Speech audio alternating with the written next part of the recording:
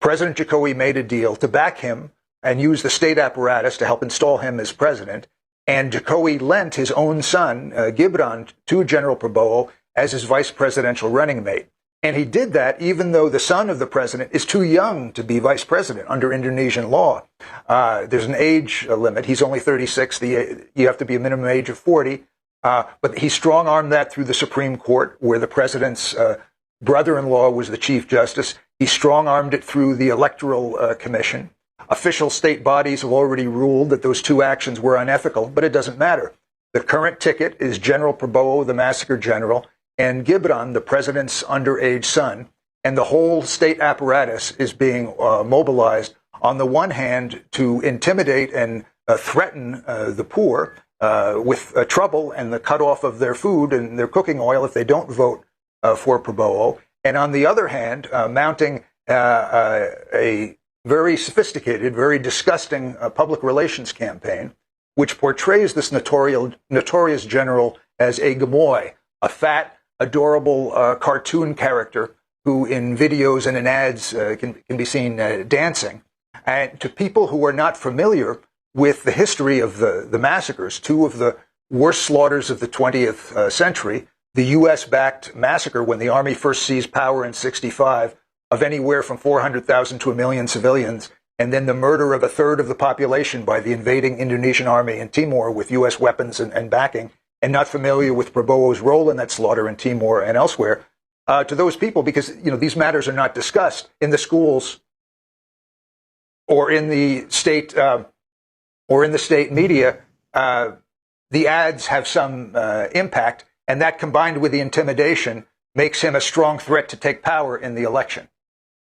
Well, Alan, specifically, you mentioned how Prabowo has sought to rebrand himself. But what of the youth of Indonesia, who now make up 52% of the electorate, those under 40? How have they bought into this narrative? And also, what does it say about democratic elections that a general with this kind of a record is likely to be victorious in an election?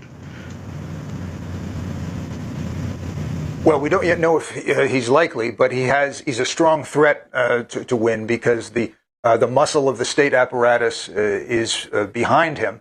Part of the reason they to some extent can get away with that because textbooks and the press are not honest about how the army originally came to power, with the U.S.-backed slaughter in 1965 of anywhere to 400,000 to 1 million civilians. And then the invasion of East Timor with U.S. green light and weapons, where they killed a third of the population, which was the most intensive proportional slaughter since the Nazis. And they're definitely not familiar with General Prabowo's role in Timor and in the Aceh assassinations and in terrorizing civilian population in West Papua. And it's a two-pronged approach that they're using, basically pressuring and coercing the poor with threats to their well-being, because many poor people know they live at the mercy of what's called the aparat, the army and the police, and threats to their food.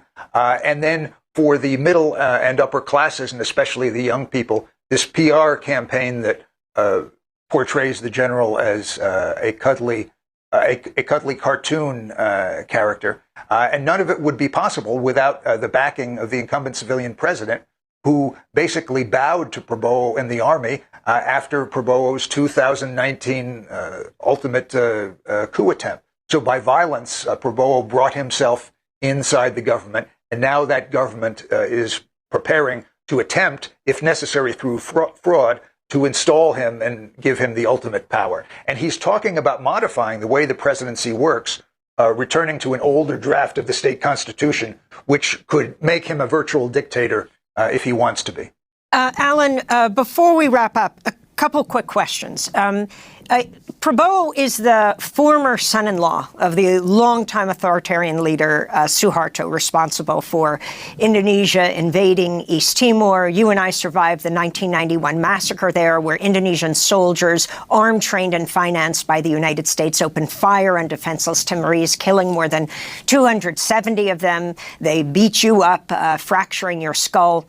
talk about how Prabowo's involvement in Timor, killings in Indonesia as well, and then his supporting of coups led him to where he is today. I was amazed that he was willing to grant you an interview years ago where he talked about becoming a fascist dictator, and where he stands on everything from ISIS to what's happening today in Gaza. After all, Indonesia has the largest Muslim population in the world. Yes, well, I met with him twice in 2001, and I was meeting with him because I was investigating two particular murders of civilians, and I wanted to find out what he knew about them. And I think possibly he enjoyed speaking to an adversary. But regarding the Santa Cruz massacre in Timor that we survived, Prabowo said to me that was an imbecilic operation. And he objected to it, not because of the hundreds of Timorese the army slaughtered, but because they did it in front of us. And because they did it in front of us, and we survived and were able to report it to the outside world, and other foreign witnesses like Max Stahl were able to do the same, we were able to get the U.S. Congress to, over time, through grassroots action in the United States, cut off for a while the U.S. Arms supply to Suharto, which helped to lead to Suharto's downfall. According to Suharto's former security chief, Admiral Sudomo. So Suharto said that was imbecilic.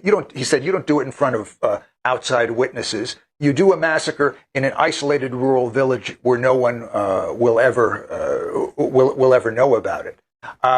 And Prabowo was able to stage his series of coup attempts over the years, in part because he had the support of the Indonesian army, which was in turn backed by the United States.